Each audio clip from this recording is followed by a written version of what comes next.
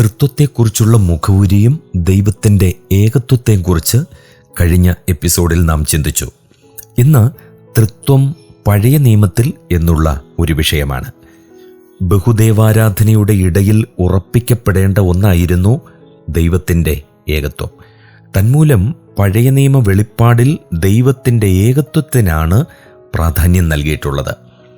ഒന്ന്, പഴയ നിയമത്തിൻ്റെ ആരംഭത്തിൽ തന്നെ എല്ലാറ്റിൻ്റെയും പ്രാഭവസ്ഥാനമായി തൃത്വത്തെ നമുക്ക് ദർശിക്കാവുന്നതാണ്. ദൈവവും അവൻ്റെ വചനവും അവൻ്റെ ആത്മാവും ഒരുമിച്ച് പറയപ്പെടുന്ന അനേകം ഭാഗങ്ങളുണ്ട്. ഉൽപ്പത്തി ആദ്യ വാക്യത്തിലെ ദൈവത്തെ കുറിക്കുന്ന എലോഹീം എന്ന പദം ബഹ്വൈക വചനമാണ്.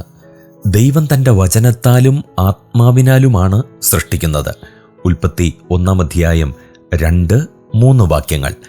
മനുഷ്യനെ സൃഷ്ടിക്കുമ്പോൾ ദൈവം പറയുന്നത്, നാം നമ്മുടെ സ്വരൂപത്തിൽ നമ്മുടെ സാദൃശ്യപ്രകാരം മനുഷ്യനെ ഉണ്ടാക്കുക എന്നാണ്. ഉൽപ്പത്തി 1-ാം 26 വാക്യം.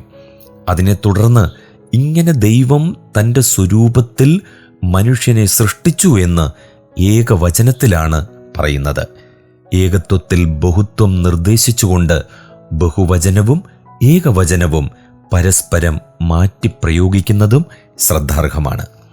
2, ദൈവവും തൻ്റെ വചനവും ആത്മാവും സമസ്ഥാനീയമായും കാരണഭൂതവുമായി പറയപ്പെടുന്ന ഭാഗങ്ങളുമുണ്ട്. യെശയ്യാ പ്രവചനം 63-ാം 8, 9, 10 വാക്യങ്ങളിൽ 3 വക്താക്കളുണ്ട്. 1, ഇസ്രായേലിൻ്റെ ഉടമ്പടി ദൈവം, വാക്യം 8.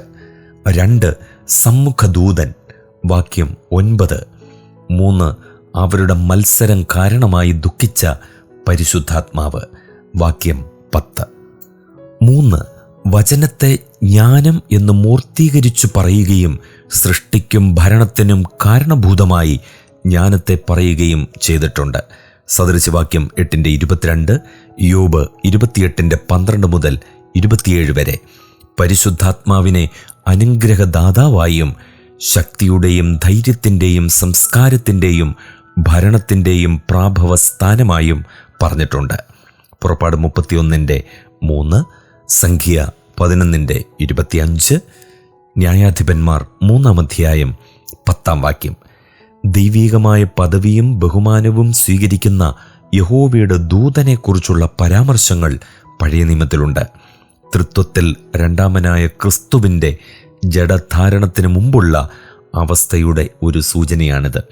യഹോവയോട് സാത്മീകരിക്കപ്പെടുകയും അതേസമയം യഹോവയിൽ നിന്ന് വ്യാവർത്തിക്കപ്പെടുകയും ചെയ്തിട്ടുള്ള യഹോവയുടെ ദൂതൻ യെശയ്യാവിൽ പറഞ്ഞിട്ടുള്ള സമ്മുഖദൂതൻ തന്നെയാണ്.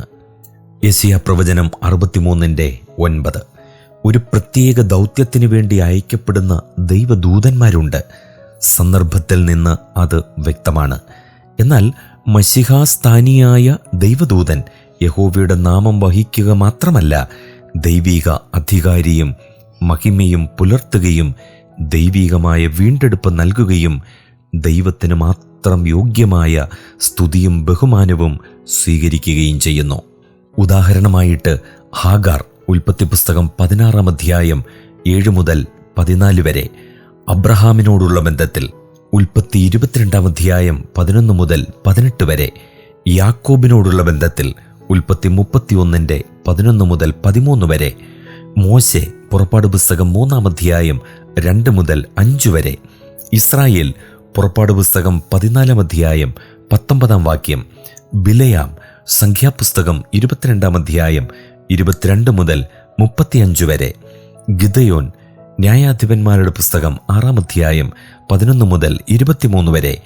മനോഹ, ന്യായാധിപന്മാരുടെ പുസ്തകം 13-2 മുതൽ 25 വരെ.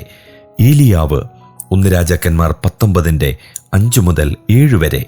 ദാവീദ്, 1 ദിനവൃത്താന്തം 21-15 മുതൽ 17 വരെ.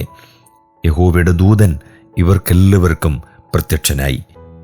യഹോവയുടെ ദൂതൻ 1,85,000 അശൂര്യരെ കൊല്ലുകയും 2 രാജാക്കന്മാർ 19-35 സക്കരിയാവിൻ്റെ ദർശനത്തിൽ കൊഴുന്തുകളുടെ ഇടയിൽ നിൽക്കുകയും സഖറിയാവ് 1:11 യോശുവയ്ക്കു വേണ്ടി സാത്താനോട് വാദിക്കുകയും ചെയ്തു.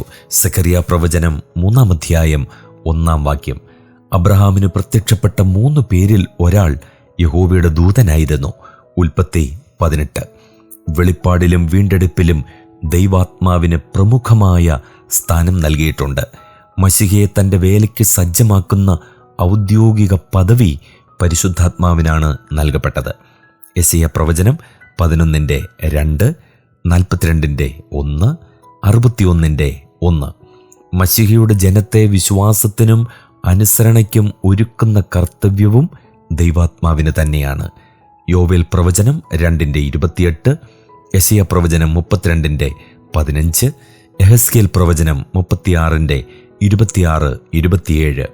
ഇങ്ങനെ ദൈവം വസ്തുനിഷ്ഠമായി സമ്മുഖദൂതനിലൂടെയും ആത്മനിഷ്ഠമായി പരിശുദ്ധാത്മാവിലൂടെയും സ്വയം വെളിപ്പെടുത്തി. പുതിയ നിയമത്തിലെ അപ്പോസ്തോലിക ആശീർവാദത്തിന് സമാന്തരമാണ് പഴയ നിയമത്തിലെ അഹരോന്യ ആശീർവാദം. യഹോവ നിന്നെ അനുഗ്രഹിച്ച് കാക്കുമാറാകട്ടെ. യഹോവ തിരുമുഖം നിന്റെ മേൽ പ്രകാശിപ്പിച്ച് നിന്നോട് കൃപയുള്ളവനാകട്ടെ. യഹോവ തിരുമുഖം നിന്റെ മേൽ ഉയർത്തി നിനക്ക് സമാധാനം നൽകുമാറാകട്ടെ. സംഖ്യാപുസ്തകം 6-ാം അധ്യായം 24 മുതൽ 26 വരെ.